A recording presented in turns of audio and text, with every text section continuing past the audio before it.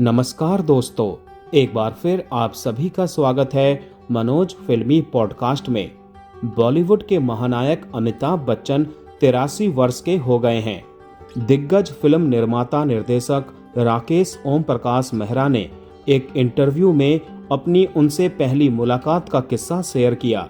दोस्तों, वीडियो में आगे बढ़ने से पहले प्लीज मेरे चैनल को सब्सक्राइब करके बेल आइकन को जरूर प्रेस कर दीजिएगा। तो चलिए दोस्तों, वीडियो को शुरू करते हैं। राकेश ओम प्रकाश मेहरा कहते हैं कि मुझे आज भी वो दिन याद है जब मेरी और अमिताभ बच्चन जी की पहली मुलाकात हुई थी। ये एबी कॉरपोरेशन के शुरुआती समय की बात है।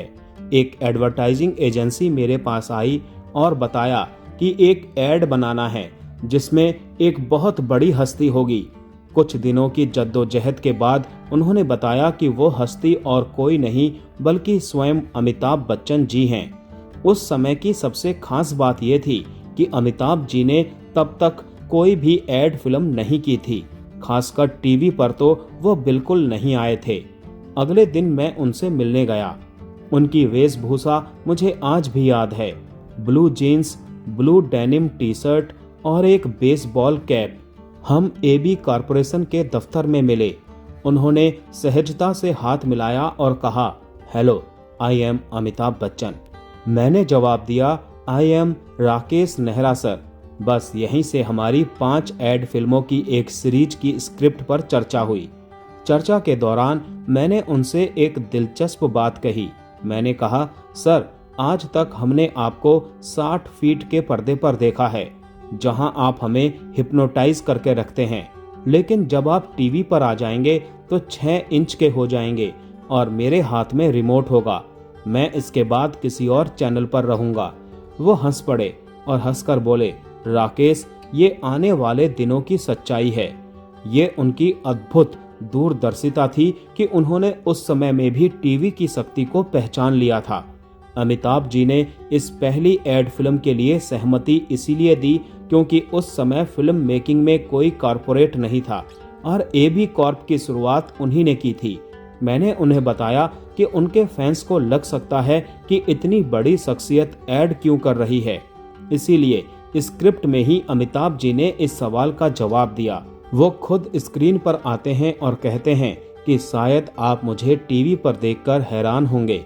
सोचा कि भाई, फिल्मों में एक्टिंग की है, थिएटर में नाटक प्ले भी किए हैं, टूटे फूटे गाने भी गाए हैं, ये भी करके देख लेते हैं। उस एड सीरीज के बाद हमारी जिंदगी का रुख बदल गया। हमने उनके साथ कई और विज्ञापन फिल्में बनाई जिनमें कई तरह की चीजों के लिए एड शामिल थी। कुछ समय बाद उन्होंने मुझे घर बुलाया और कुछ गाने सुनाए। वो एल्बम थी एबी बेग, जिसमें उन्होंने बाबूजी यानी हरिवंश राय बच्चन जी की कविताओं पर गाने गाए थे। उन्होंने मुझसे पूछा कि मुझे कौन से गाने पसंद हैं और उनका म्यूजिक वीडियो बनाना है। मैंने साहिर लुधियानवी की कविता कभी कभी मेरे दिल में ख्याल आता है, जो ओरिजिनल थी, फिल्म वाली नहीं, और बाबूजी की कविता ईर बीर फतेह को चुना। अमिताभ जी ने भी बताया कि ये उनके फेवरेट हैं। म्यूजिक वीडियो डायरेक्ट करने के लिए मुझे चुनना एक संयोग था।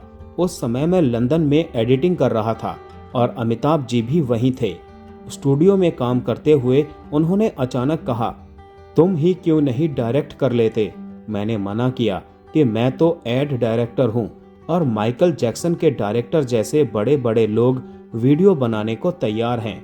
लेकिन उनका जवाब निर्णायक था, नहीं, तुम्हें कहानी समझ में आई है, दिल हिंदुस्तानी होना चाहिए, कविता हिंदुस्तानी है। इस तरह मैंने वो 2 म्यूजिक वीडियो डायरेक्ट किए। एक दिन मैं अभिषेक बच्चन के साथ बैठा था और उनके फिल्मों में आने के बारे में एक कहानी डिस्कस कर रहा था। इत्तेफाक से मेरे बैग में उस समय 25 पन्नों की कहानी थी।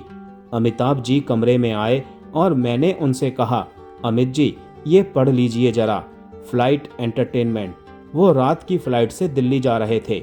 फ्लाइट के टेक ऑफ होते ही रात 11:30 बजे के करीब मुझे उनका फोन आया और उन्होंने दबी आवाज में पूछा, ये क्या पी के लिखा था तुमने, क्या हुआ।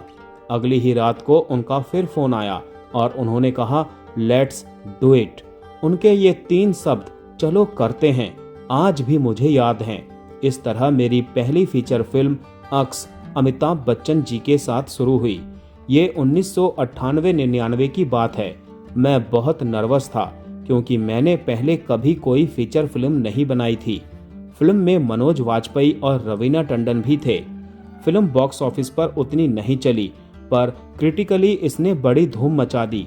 समीक्षकों ने कहा कि ये अपने समय से आगे की फिल्म है। फिल्म के सभी मुख्य कलाकारों को अवार्ड भी मिला। अमिताभ जी, मनोज वाजपेयी और रवीना टंडन जी को फिल्म फेयर अवार्ड मिला। वहां से एक फिल्म मेकर के तौर पर मेरी असली यात्रा शुरू हुई। मैं कह सकता हूं कि अमिताभ बच्चन जी ने मेरे कैरियर में एक डायरेक्टर को जन्म दिया। अंग्रेजी की एक कहावत है, a child gives birth to the mother. उसी तरह उन्होंने एक डायरेक्टर को जन्म दिया। ये मेरे लिए बहुत बड़ी बात है। अक्स अमिताभ जी की कमबैक फिल्म थी। अगर अगले दिन सुबह 7 बजे की शूटिंग होती थी तो रात को उनका फोन आ जाता था। हमारा कोड वर्ड था कि खाना खाया कि नहीं खाया, यानी आ जाओ, कल के सीन पर बात करते हैं। हम देर रात तक सीन पढ़ते थे, यहाँ तक कि जिस दिन अमिताभ जी का सीन नहीं होता था, क्योंकि रवीना और मनोज जी की शूटिंग रात को होती थी, वो फिर भी सेट पर आ जाते थे। मेरी पहली फिल्म थी और उनका यह साथ मेरे लिए किसी फिल्म स्कूल से कम नहीं था। अक्स अमिताभ बच्चन की कमबैक फिल्म थी, लेकिन सेट पर उनका व्यवहार किसी नए निर्देशक के लिए प्रेरणा स्रोत था। जिस दिन अमिताभ जी का सीन नहीं होता था, वो फिर भी सेट पर आ जाते थे। पूछने पर वो कहते थे, उन दिनों एबी कॉर्प में बहुत उथल पुथल चल रही थी। जब मैं सेट पर आता हूँ ना, तो मेरे को बड़ा सुकून मिलता है, चाहे मेरा सीन उस दिन हो या ना हो। राकेश मेहरा के लिए तो ये सेट ही उनका फिल्म स्कूल था। अमिताभ जी के साथ उनकी बातचीत में एबी कॉर्प के उतार चढ़ावों पर भी खूब चर्चा होती थी। मेहरा मानते हैं कि जब कोई नया रास्ता बनाता है और कारपोरेट स्तर पर फिल्म बिजनेस शुरू करता है तो चुनौतियां आती हैं। वो कहते हैं, एक इंसान की पहचान तभी होती है जब दुनिया उसे कैंसल कर देती है और फिर वो उठकर बताता है कि मैं फिर खड़ा हूँ और उससे बेहतर काम करता हूँ। कैरियर में ऊंचाइयों पर पहुंचने के बाद भी अमिताभ जी ने बेटे का फर्ज जिस तरह निभाया वो अविस्मरणीय है। जब उनकी माताजी की तबीयत सही नहीं थी और उनके शो अमेरिका में चल रहे थे, तो वो हर शुक्रवार शनिवार को शो खत्म करके तुरंत पहली फ्लाइट पकड़कर भारत आते थे। 3 दिन यहाँ बिताकर वापस जाते थे। यह सिलसिला 2-3 महीने तक चला। मेहरा कहते हैं, यह देखकर सीखने को मिलता है कि एक बेटे का फर्ज और उसकी ड्यूटी क्या होती है, जिसे हम अक्सर कैरियर में खोकर भूल जाते हैं। तो दोस्तों, आज का वीडियो यहीं समाप्त होता है। मिलते हैं नेक्स्ट वीडियो में, तब तक के लिए आप सभी को tata bye bye, take care.